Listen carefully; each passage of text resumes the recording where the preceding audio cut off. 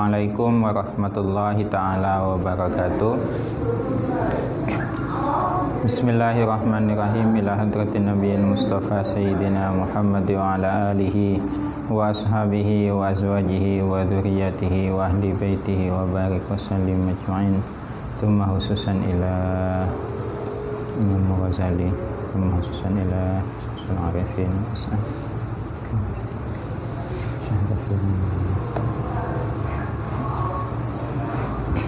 Al-Fatihah. A'udzu billahi minasyaitonir rajim. Bismillahirrahmanirrahim.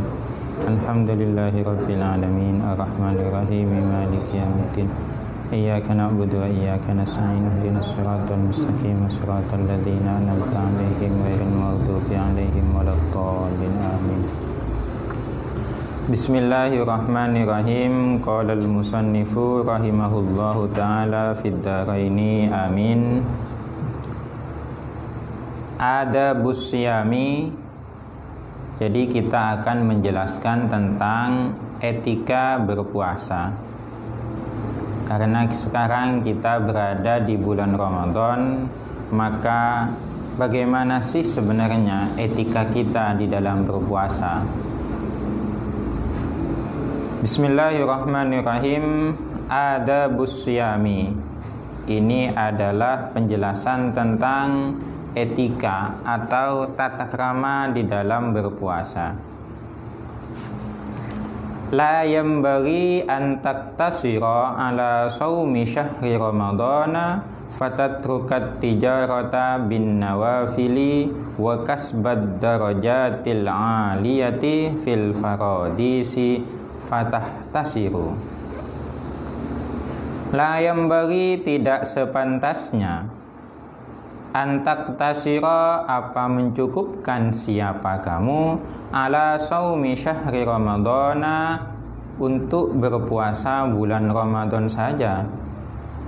Fatatruka, sehingga tertinggal, fatatruka, sehingga tertinggal, at-tijarata, fatatruka, maka meninggalkan. Ini fatatruka, sehingga meninggalkan siapa kamu, at-tijarata, akan perdagangan, akan perniagaan, bin nawafili, dengan puasa-puasa yang sunnah, wa kasbad darajatil aliyati, dan memperoleh kedudukan yang tinggi, fil faradisi, di surga Firdaus. Sehingga kalau seperti itu, fatahtasiru, niscaya engkau akan rugi. Jadi Imam Ghazali di sini mengumpamakan bahwa dalam kita beribadah kepada Allah itu diibaratkan dengan kita berniaga, diibaratkan kita sedang berdagang. Yang jelas, yang namanya perdagangan itu pasti yang diinginkan adalah suatu keuntungan atau laba. Atau kalau di dalam bahasanya, kita ini ketika beribadah kepada Tuhan, itu yang kita inginkan kan pahala. Lah, pahala itu adalah laba dalam ilmu perdagangan. Ini adalah perumpamaan Imam Ghazali. Kenapa Imam Ghazali ini mengumpamakan perniagaan?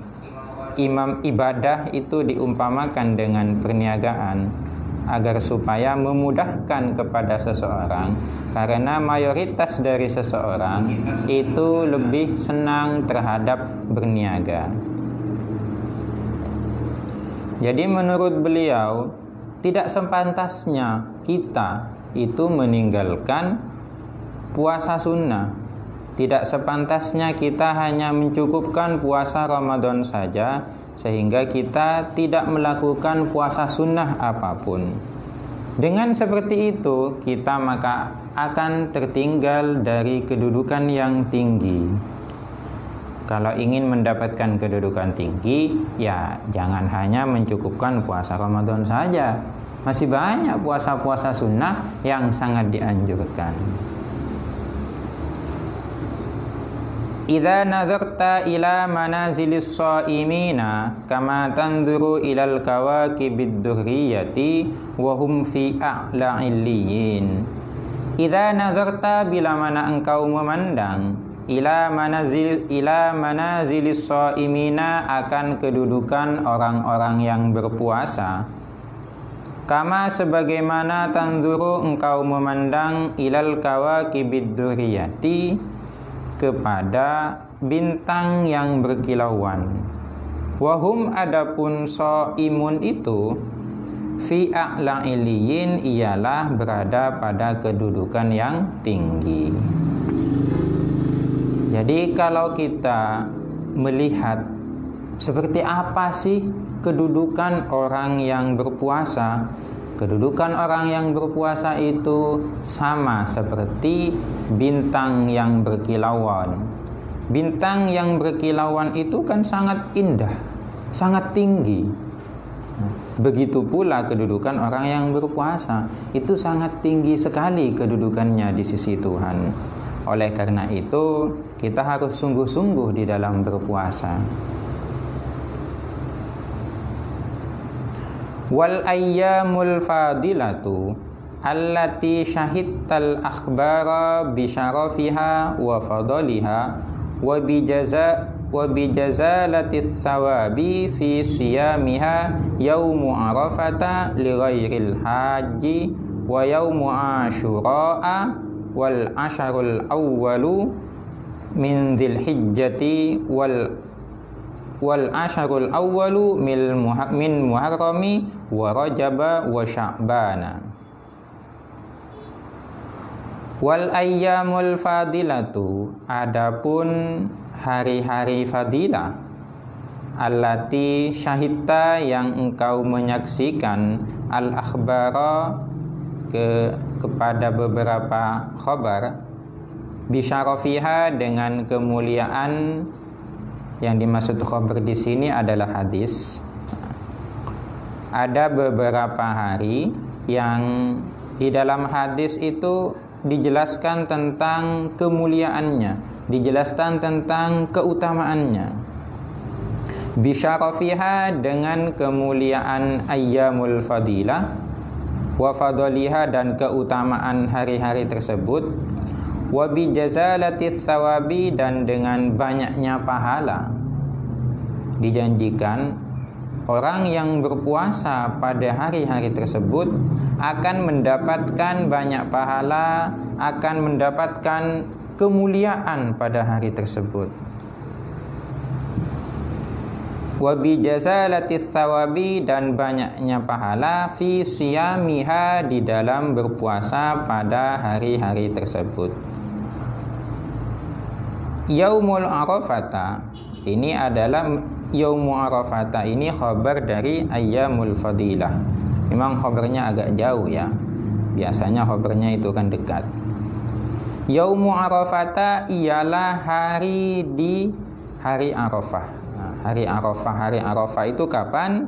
Hari Arafah itu adalah tanggal 9 bulan Dzulhijjah. Akan tetapi di sini disunnahkannya bagi orang yang tidak sedang melakukan ibadah haji. Sementara bagi orang yang melakukan ibadah haji, tidak dianjurkan untuk berpuasa pada hari Arafah. Yang selanjutnya adalah wa yaumu asyura, dan hari Asyura. Hari Asyura ini kapan? Hari Asyura itu adalah tanggal 10 bulan Muharram. Banyak sekali keutamaan, keistimewaan berpuasa pada tanggal 10 bulan Muharram. Wal asyarul awwalu, dan 10 hari yang pertama, min Dzulhijjati, dari bulan Dzulhijjah. Tanggal 1 sampai tanggal 10 bulan Dzulhijjah. Wal asyarul awwalu min Muharrami, dan tanggal 1 sampai tanggal 10 dari bulan Muharram. Wa Rajaba, dan bulan Rajab. Wa Sya'bana, dan bulan Sya'ban. Tanggal 1 sampai tanggal 10 bulan Zulhijjah, bulan Muharram, bulan Rajab dan bulan Sya'ban itu juga sangat dianjurkan berpuasa pada hari-hari tersebut.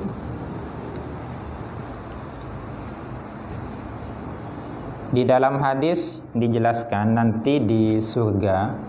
Di surga itu ada beberapa pintu,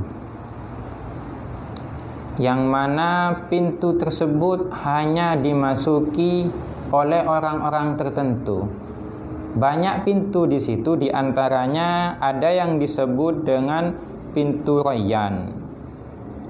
Pintu Rayyan ini hanyalah dimasuki bagi orang yang gemar, bagi orang yang senang melakukan puasa. Jadi selain orang yang melakukan puasa, itu tidak akan masuk ke pintu ini. Ada juga yang disebut dengan pintu duha. Apa itu pintu duha? Adalah surga bagi orang yang gemar melakukan sholat duha. Orang yang tidak gemar melakukan sholat duha, jangan pernah bermimpi untuk masuk lewat pintu ini. Ketika orang yang ahli melakukan sholat duha sudah masuk, maka pintu itu dikunci. Begitu selanjutnya ada banyak pintu juga yang disebut dengan pintu farah, babul farah. Babul farah itu apa? Babul farah itu adalah pintu khusus bagi orang yang selalu mengasihi yang muda, mengasihi anak kecil.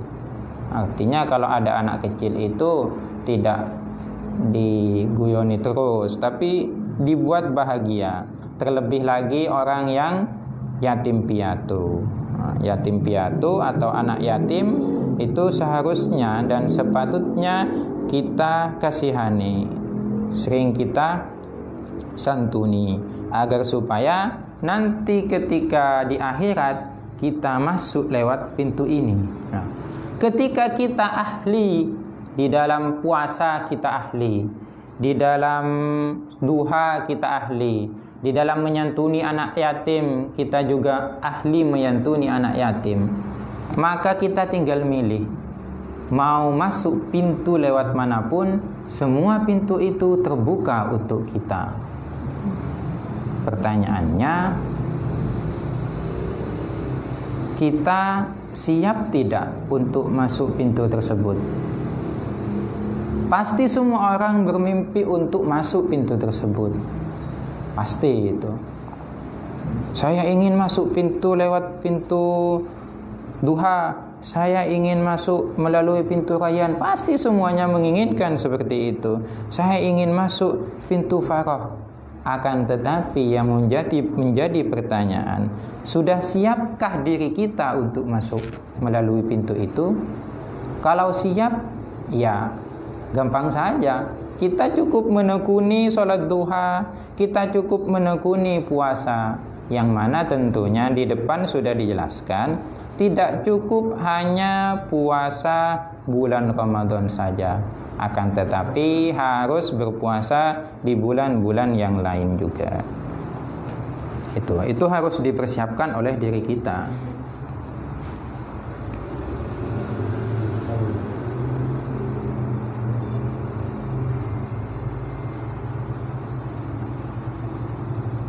Di dalam hadis lain dijelaskan, ma min ayyamin al-amalu fihinna afdalu wa ahabbu ilallahi azza wa jalla min ayyami ashri dzil hijjati inna sawma yaumin minhu ya'dilu siyama sanatin wa qiyama lailatin minhu ya'dilu qiyama lailatil qadari. Ini hadis ini sangat menarik sekali ini.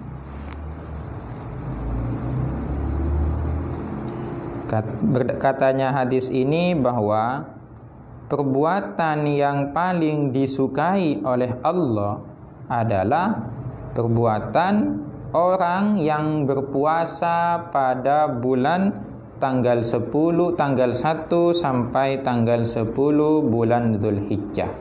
Ini sangat digemari oleh Allah ini. Makanya kita jangan sampai melewatinya. Bahkan yang selanjutnya dijelaskan bahwa wa qiyama lailatin minhu ya'dilu qiyama lailatil qadri. Lailatul Qadar itu cuma ada pada bulan Ramadan, dan kita tidak tahu kapan itu Lailatul Qadar.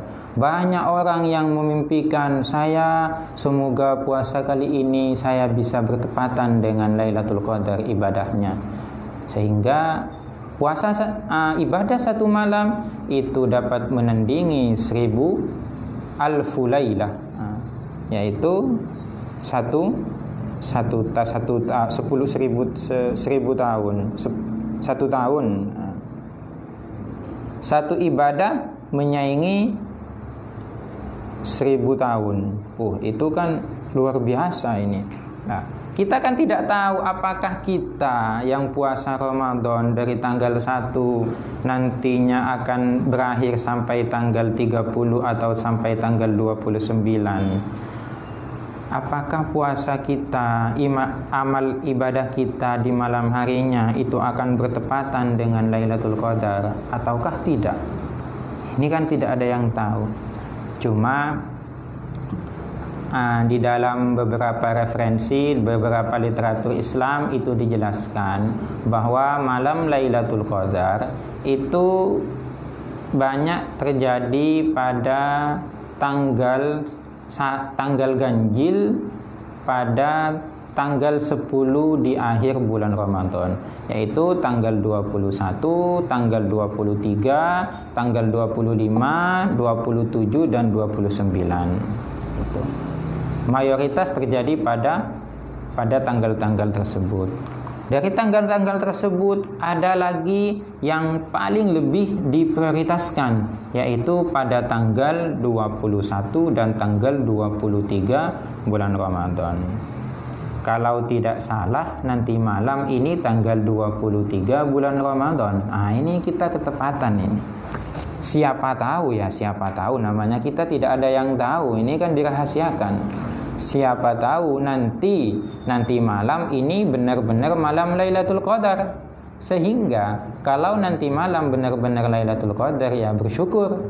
Oleh karena itu kita harus mempersiapkan seluruh jiwa raga kita untuk beribadah pada nanti malam. Kalaupun bukan nanti malam, kita persiapkan untuk malam-malam berikutnya.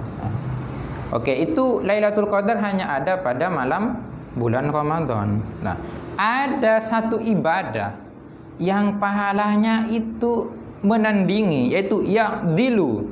Kata-kata ya'dilu ini menyeimbangi puasa ibadah di malam Lailatul Qadar. Kapan itu?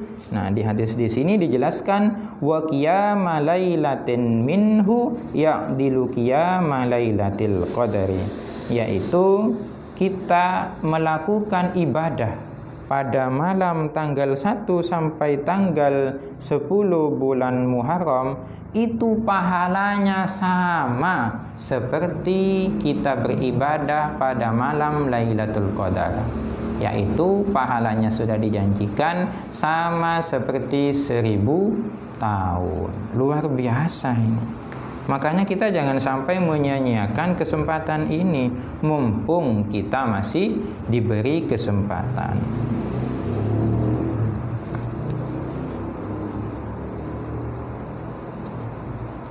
Wa saumil ashhuril hurumi minal fadaili wa hiya dzulqa'dati wa dzulhijjati wal muharramu wa rajabu wa wahidun fardun wa thalathun sardun. Wa saumul ashhuril hurumi, dan puasa pada hari-hari haram, pada bulan-bulan haram. Di dalam Islam ada istilahnya Ashhurul Hurum, yaitu hari-hari haram. Minal fadaili, dari beberapa keutamaan-keutamaan. Wahiyya dzulqa'dati, yaitu bulan Dzulqa'dah, wa dzulhijjati, dan bulan Dzulhijjah, wal muharramu, dan bulan Muharram, wa Rajabu dan bulan Rajab. Wa wahidun fardun wa thalathun sardun. Ini maksudnya 1 bulan itu terpisah, sedangkan 3 bulan itu berturut-turut. Dzulqa'dah, Dzulhijjah, Muharram ini kan berturut-turut. Sedangkan bulan Rajab ini kan terpisah. Nah, ini maksudnya redaksi wahidun fardun wa thalathun sardun. Jadi kita seharusnya berpuasa pada bulan-bulan tersebut, yaitu bulan Dzulqa'dah, bulan Dzulhijjah, bulan Muharram dan bulan Rajab, karena pada bulan itu terdapat beberapa keutamaan yang sangat dianjurkan. Wa hadhihi fis sanati. Puasa yang tadi itu yang sudah kita jelaskan bersama itu adalah puasa dalam tahunan. Jadi begini, Imam Ghazali ini membagi puasa sunnah ke dalam 3 kategori. Ada puasa sunnah tahunan, ada puasa sunnah bulanan, ada puasa sunnah mingguan. Oke, kita lanjut dulu baca teksnya. Wa amma fi syahri fa awwalu syahri wa awsatuhu wa akhiruhu wa ayyamul bidi wa hiya ats-tsalitsa asyara wa rabi'a asyara wal khamisa asyara. Wa amma fi syahri, sedangkan puasa di dalam bulanan, di dalam 1 bulan, fa awwalu syahri, maka adapun awal bulan yaitu tanggal 1, wa awsatuhu dan di pertengahan bulan yaitu tanggal 15, wa akhiruhu dan akhir bulan yaitu tanggal 30 atau tanggal 29. Itu adalah puasa bulanan. Wa ayyamul bidi dan hari-hari putih. Di puasa ada istilahnya hari-hari putih. Kok ada hari putih? Yang namanya hari kan memang putih, yang namanya malam kan memang gelap. Ya memang seperti itu. Tapi yang dimaksud dengan hari putih di sini bukan seperti itu. Wa ayyamul bidi adapun wal ayyamul bidu, salah ya. Wal ayyamul bidu dan hari-hari putih. Wahia ats-tsalitsah asyara yaitu tanggal 13. Wa rabi'a asyara tanggal 14, wal khamisa asyara dan tanggal 15. Jadi tanggal 13, 14 dan 15 itu juga sangat dianjurkan untuk berpuasa. Inilah di dalam Islam yang disebut dengan hari putih itu di dalam bulanan. Sekarang di dalam mingguan, wa amma fil usbu'i fayaumil itsnaini wa amma fil usbu'i fayaumul itsnaini wal khamisi wal jumu'ati. Wa amma fil usbu'i, sementara ialah di dalam mingguan, puasa di dalam mingguan, fayaumul itsnaini, maka adapun puasa pada hari Senin, wal khamisi dan puasa pada hari Kamis, wal jumu'ati dan puasa pada hari Jumat. Ini juga sangat dianjurkan. Jadi Imam Ghazali sudah saya kupas sebelum kita baca teksnya, bahwa Imam Ghazali itu membagi puasa sunnah dalam 3 kategori, yaitu puasa tahunan, puasa bulanan, dan puasa mingguan. Puasa tahunan itu seperti hari Arafah, hari Asyura, tanggal 1 sampai tanggal 10 bulan Dzulhijjah, bulan Muharram, bulan Rajab, dan bulan Sya'ban. Itu adalah contoh dari puasa tahunan. Sedangkan dalam puasa bulanan itu pada awal bulan tanggal 1, tanggal 15 dan tanggal 30 atau tanggal 29. dan juga pada hari-hari putih, yaitu tanggal 13, 14, dan 15. Tentunya ini adalah tanggal bulan Qamariyah ya, bukan bulan Syamsiyah. Sedangkan yang mingguan itu puasa pada hari Senin dan puasa pada hari Kamis, puasa pada hari Jumat. Ini 3 hari. Di teks selanjutnya ini akan dijelaskan bahwa dengan kita berpuasa mingguan, yang sudah dijelaskan tadi, dengan kita berpuasa mingguan, maka dosa-dosa kecil yang kita lakukan dalam 1 minggu itu akan diampuni oleh Allah. Dengan kita berpuasa bulanan, maka dosa-dosa kita dalam 1 bulan itu akan diampuni oleh Allah. Dalam puasa tahunan, jika kita melakukan dosa-dosa kecil, maka kita akan diampuni juga oleh Allah. Ini adalah berkahnya kita berpuasa. Oleh karena itu, kita jangan hanya mencukupkan puasa di bulan Ramadan saja. Puasa Ramadan ini ibarat suatu madrasah. Jadi puasa Ramadan ini kalau kita ibaratkan seperti madrasah, tempat kita belajar, tempat kita mendidik, agar supaya kita terdidik. Nanti kapan itu actionnya? Actionnya adalah ketika di bulan Ramadan. Apakah amaliyah-amaliyah yang ada pada bulan Ramadan itu kita tetap, berarti itu puasanya mabrur, itu adalah diterima. Dengan bagaimana? Ya seperti tetap menyantuni anak yatim, seperti tetap ibadah puasanya dengan melakukan puasa-puasa sunnah. Itu harus tetap dilangsungkan. Atau kalau menurut bahasanya Imam Ghazali di sini, bahwa puasa Ramadan itu adalah suatu modal. Bagaimana kita mendapatkan laba kalau kita tidak punya modal? Tentunya enggak kan? Tapi banyak sekarang di dunia maya, di dunia online, bahwa bekerja, bahwa kita berdagang tanpa modal. Itu menurut saya itu mimpi itu.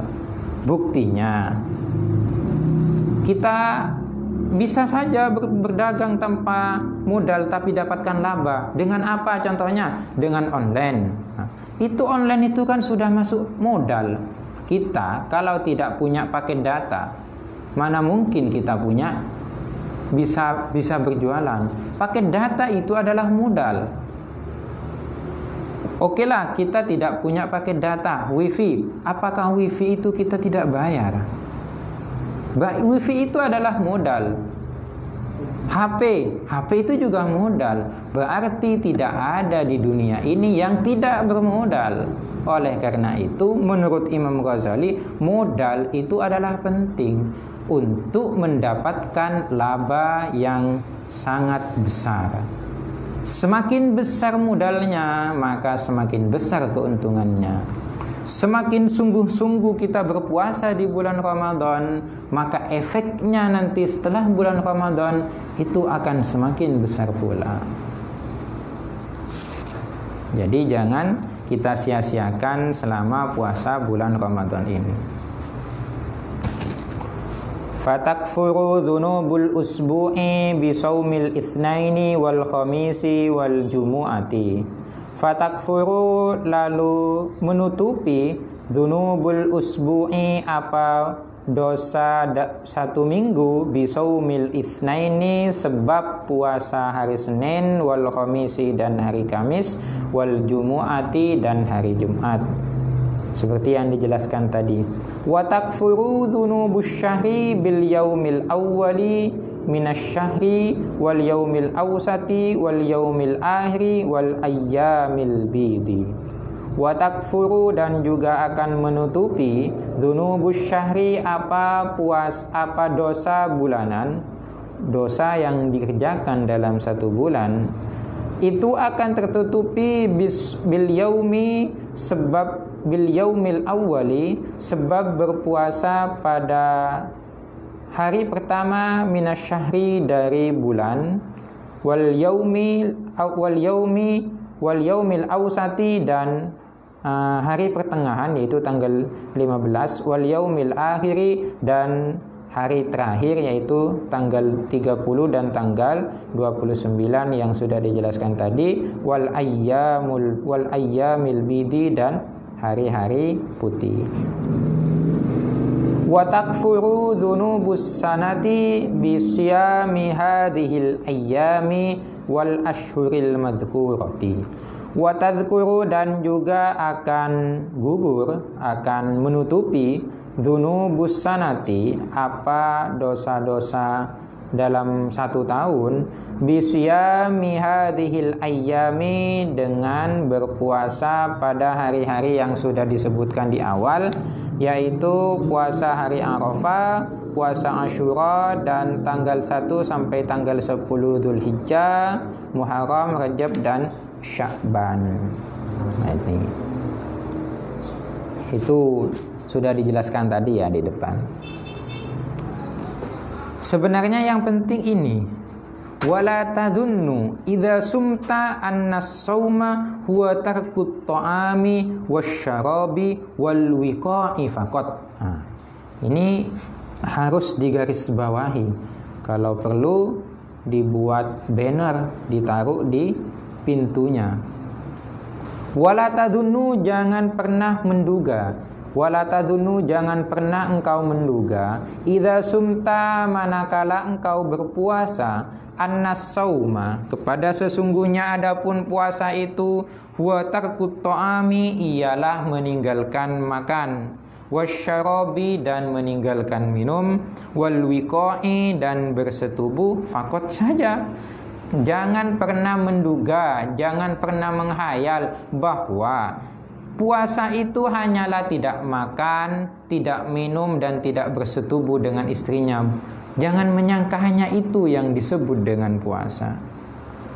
Faqad qala, dan sungguh telah bersabda siapa Rasulullah sallallahu alaihi wasallam, kam min shaimin laisa lahu min siyamihi illal ju' wal atash. Kam min shaimin, berapa banyak ini? Ini berapa banyak berarti kan memang banyak ini. Berapa banyak? Ya memang banyak itu. Memang banyak orang yang terjebak di dalam melakukan puasa. Akan tetapi apa katanya Rasulullah?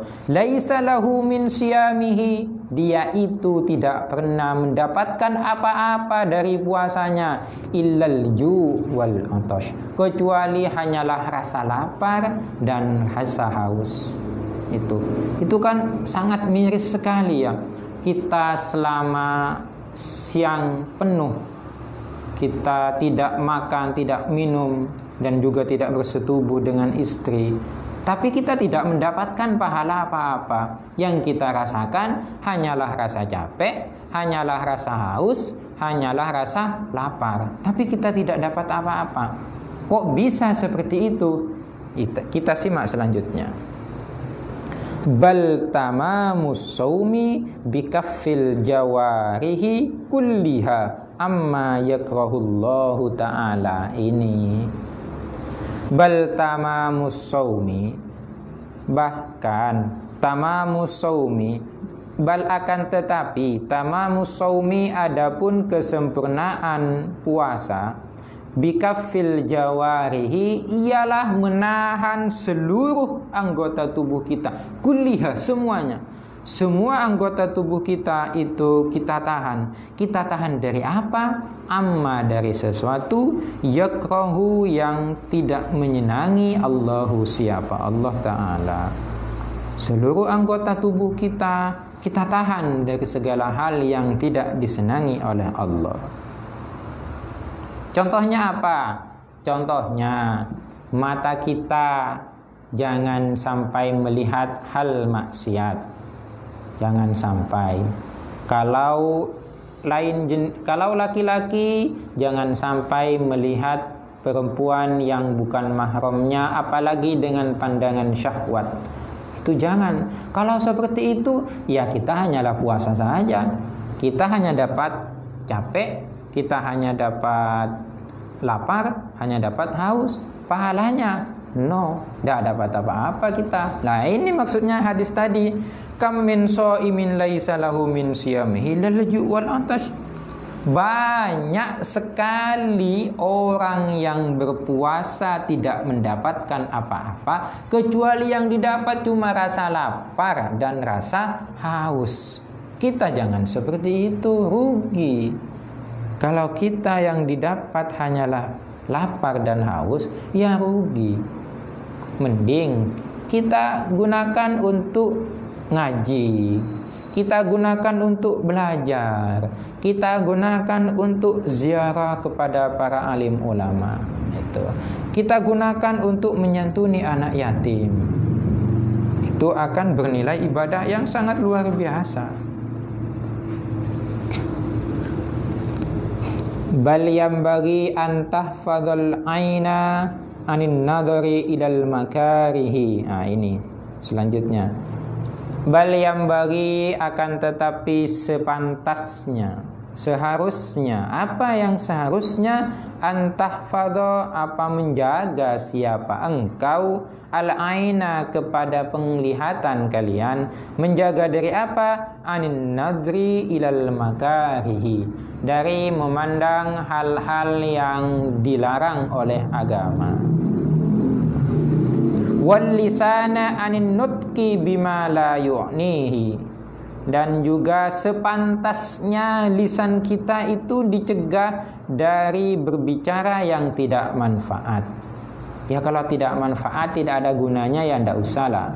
Mending kita gunakan untuk berbicara seumpamanya bagaimana membicarakan pesantren ini ke depannya. Kira-kira santri ini mau diapakan dalam pendidikannya seumpamanya. Kalau metodenya ini kurang tepat, ini si siswa akan terasa bosan. Kita rubah dengan metode yang lain. Direnungkan bersama. Kita merenungkan dengan model pembelajaran, kita merenungkan dengan sistemnya, kita juga merenungkan dengan pelayanan-pelayanan kita kalau kita sebagai umana. Itu bagaimana pelayanan kita. Jadi kalau ada santri ya jangan dimarahi. Mentang-mentang salah jangan langsung dimarahi, tapi dilayani mereka, diayomi. Itu adalah tugas kita bersama. Daripada kita memikirkan yang lain, daripada kita berbicara, iya kalau si dia itu, aduh katanya puasa, tapi saya lihat dia itu tadi mencuri. Nah, benar kita tidak mencuri, tapi kita sudah terjerumus dengan kata-kata menjelek-jelekkan orang lain. Itu adalah tidak boleh. Kalau seperti itu maka puasa kita tidak dapat apa-apa kecuali atash wal ju', kecuali rasa lapar dan rasa haus. Wal udhuna anil istima'i ila ma haramallahu ta'ala, dan juga telinga kita dijaga dari mendengarkan hal-hal yang diharamkan oleh Allah. Kalau ada orang yang berghaibah, kita jangan merasa enak ada di dekatnya. Memang kalau ada orang yang membicarakan kejelekan orang lain, memang akan terasa enak didengar. Sehingga seringkali kita juga menimpali, oh iya dia memang seperti itu. Nah, itu tidak seharusnya kita seperti itu.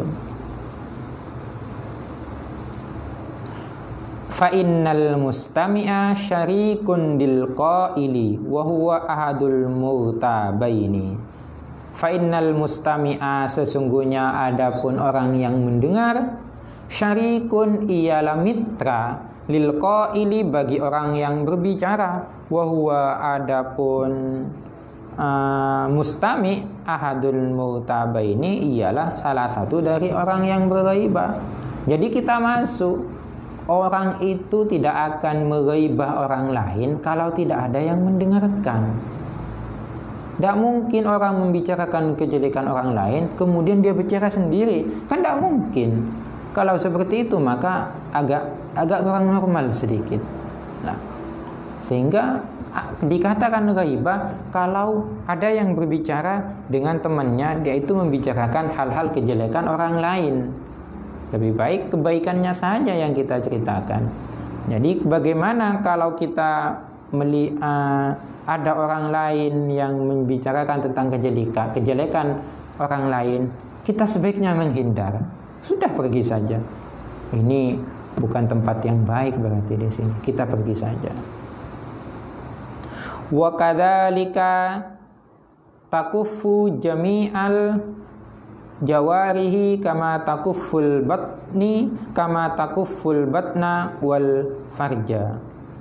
Wa kadzalika, begitu pula la takuffu, mencegah engkau jami'al jawarihi, kepada seluruh anggota tubuh kita, kama sebagaimana takufful batna wal farja, sebagaimana mencegah perut kita dan farji kita. Kalau perut kita dicegah dari memakan hal-hal yang dapat membatalkan puasa, farji kita dicegah dari bersetubuh, maka sebaiknya seluruh anggota tubuh kita juga kita hentikan untuk melakukan perbuatan-perbuatan yang dilarang oleh agama.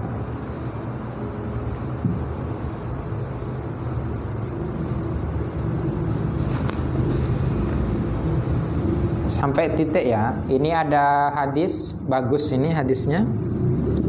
Wa fil khabari khamsun yufattirna as-shaima al-kidhbu wal ghibatu wan namimatu wal yaminu al-kadhibi wan nadharu bi syahwatin. Ini bagus. Kalau yang biasa kita ketahui ya, yang biasa kita ketahui bahwa batal-batalnya puasa adalah makan, minum, bersetubuh, itu membatalkan puasa. Akan tetapi ada 5 hal yang dapat membatalkan pahala orang yang berpuasa. Kita sudah harus naik tingkatannya. Jangan cuma mulut kita yang dicegah dari mengkonsumsi hal yang membatalkan, tapi seluruh tubuh kita juga dicegah dari hal yang dapat membatalkan pahala puasa, agar supaya puasa kita tidak hanya mendapatkan rasa ju' dan rasa atash. Apa saja itu yang dapat membatalkan pahala orang yang berpuasa? Yang pertama adalah al-kidhbu, berkata dusta. Apalagi sampai jadi pendusta, jangan sampai. Yang kedua adalah wal ghibatu, aghaibah, membicarakan kejelekan tetangganya, membicarakan kejelekan temannya, itu tidak boleh. Wan namimatu, dan adu domba. Adu domba juga tidak boleh ya. Wal yaminu al-kadhiba, dan juga sumpah palsu. Billahi, saya tidak mencuri. Billahi, tapi cuma mulutnya yang billahi, padahal dia mencuri. Itulah yang disebut dengan sumpah palsu. Jangan seperti itu. Wan nadharu bi syahwatin, ini yang sering terjadi di kalangan kita, khususnya umat muslim yang masih mudi-mudi, yang masih muda-mudi, yaitu an-nadharu bi syahwatin. Jangan sampai kita ketika berpuasa melihat hal-hal yang dilarang dengan syahwat, melihat foto, melihat cewek dan sejenisnya. Jangan seperti itu. Itu hanyalah akan merusak ibadah puasa kita. Jangan seperti itu. Rugi teman-teman, eman puasanya. Kalau ada orang yang melakukan perbuatan-perbuatan jelek, kemudian ada orang yang berghaibah, cukup mengatakan ana shaim, saya orang yang berpuasa, sudah, jangan digubris. Seperti itu. Mungkin itu cukup dulu ya. Ya, ada pertanyaan?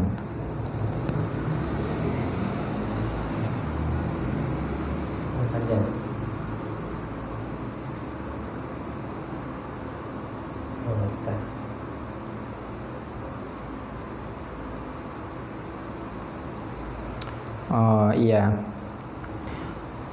Bolehkah berpuasa dengan mendobelkan niat seperti niat puasa Ramadan dan sekaligus niat puasa Senin Kemis sekalian karena sudah terlanjur istiqomah puasa Senin Kemis. Ini mungkin kalau saya boleh meluruskan, ya, pertanyaannya mungkin seperti ini ya, disederhanakannya, tapi benar itu sudah. Bolehkah kita melakukan satu ibadah puasa dengan dua niat? Agar supaya apa? Agar supaya kita mendapatkan dua pahala. Bahasanya kita sekali dayung 2-3 pulau terlampaui. Bagus sekali itu pertanyaannya. Sekali kita melakukan perbuatan, maka beberapa amal ibadah kita mendapatkan pahalanya. Maka boleh-boleh saja niatnya. Bahkan di luar puasa Ramadan, ketika seumpamanya kita punya kebiasaan berpuasa pada hari Senin dan hari Kamis, kebetulan puasa hari Senin dan hari Kamis itu bertepatan dengan hari Arafah, bertepatan dengan hari Asyura, atau bertepatan dengan tanggal 13, 14 dan 15 yang disebut dengan hari-hari putih tadi, kita langsung niat dua saja, boleh, yaitu dengan berniat kesunahan puasa hari Senin dan kesunahan berpuasa hari-hari putih. Itu boleh-boleh saja. Pahalanya bagaimana? Kalau kita masih bertanya tentang pahala, memang semuanya pahala itu otoritas Tuhan ya. Tapi janji Tuhan kepada kita, setiap orang yang melakukan amal kebaikan itu pasti akan diberi pahala. Jadi itu akan dapat dua pahalanya, yaitu pahalanya puasa hari Senin dan juga pahalanya berpuasa pada hari-hari putih. Sama juga dengan puasa Ramadan yang tadi. Bukan cuma itu, kita juga ini dalam puasa. Saya contohkan di dalam yang lainnya. Contohnya mengqadha. Sama-sama puasa dulu, mengqadha. Ini bagi perempuan ya. Kalau kebetulan seorang perempuan itu punya hutang puasa di bulan Ramadan, biar dia itu punya sudah mengqadha puasanya dan juga mendapatkan pahala. Bagaimana caranya? Caranya adalah diqadha pada hari-hari yang memang disunahkan berpuasa. Seperti tadi puasa hari Senin, puasa hari Kamis, puasa hari-hari putih, atau puasa pada tanggal 1, tanggal 15 dan tanggal 30 atau tanggal 29. Ditepatkan dengan tanggal tersebut, dapat dua sudah pahalanya. Bagus, ini pertanyaan orang cerdas ini. Atau kalau di dalam ibadah yang lain, contohnya kita ke masjid. Kita ke masjid itu kan disunahkan untuk sholat tahiyatul masjid. Di situ kita juga disunahkan untuk sholat sunnah qobliyah seumpamanya. Sholat sunnah qobliyatal isya seumpamanya, atau sholat sunnah qobliyatas subhi seumpamanya.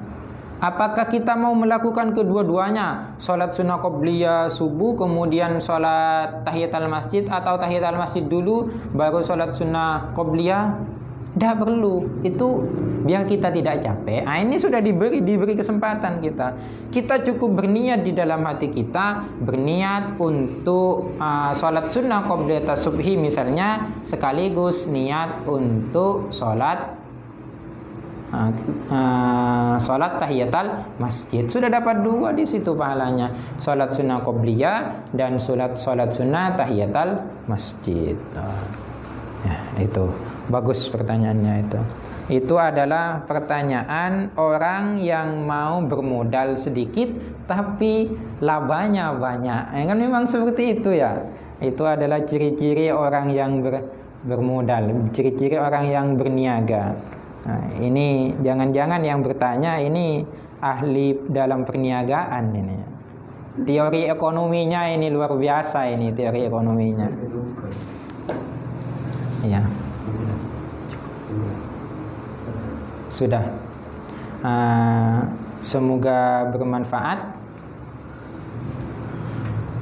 Intinya kalau kita berpuasa jangan hanya menahan dari rasa haus, menahan dari rasa lapar, dan juga menahan dari bersetubuh. Tapi yang jauh lebih penting dari itu adalah seluruh anggota tubuh kita itu ditahan agar supaya tidak melakukan hal-hal yang dilarang oleh Allah.